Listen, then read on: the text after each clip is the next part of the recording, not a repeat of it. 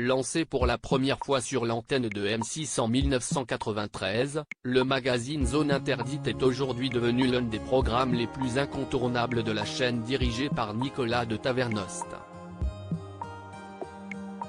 Diffusée en alternance avec le magazine Capital, l'émission sera de retour pour un nouveau numéro inédit dimanche 9 avril 2023, à partir de 21h05 sur M6. Pour rappel, plusieurs figures emblématiques du paysage audiovisuel français se sont succédé à la présentation de Zone Interdite au fil des années. Bernard de la Villardière, Anne-Sophie Lapix, Mélissa Theriot, ou bien encore Wendy Bouchard ont incarné ce magazine, qui est désormais présenté par Ophélie Meunier depuis 2016. Cette semaine, les équipes de Zone Interdite se sont intéressées aux Français qui construisent leur maison en famille.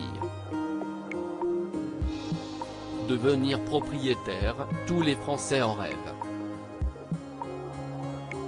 Mais pas à n'importe quel prix. De plus en plus de Français se retroussent les manches pour construire ou rénover leur maison en famille, afin de limiter les frais, au moment où les prix des maisons neuves s'envolent.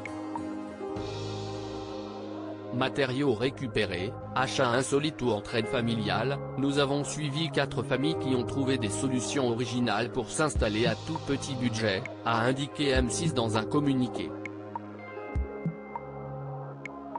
Zone Interdite, l'émission s'est intéressée à des chantiers pas comme les autres à Tignes-Jamézieux, en Isère. Magali et Christophe viennent de se séparer. Et pourtant ils se lancent dans un projet de construction hors norme. Pour le bien de leurs enfants, ils ont choisi de continuer à vivre sous le même toit.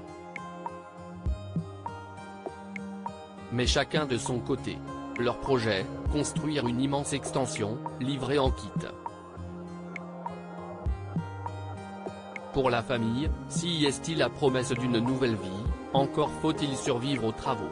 Le chantier va se révéler bien plus difficile que ce qu'il avait imaginé. Charpente, électricité, plomberie, arriveront-ils à tout faire eux-mêmes? Et dans la bonne humeur? A ajouté la chaîne.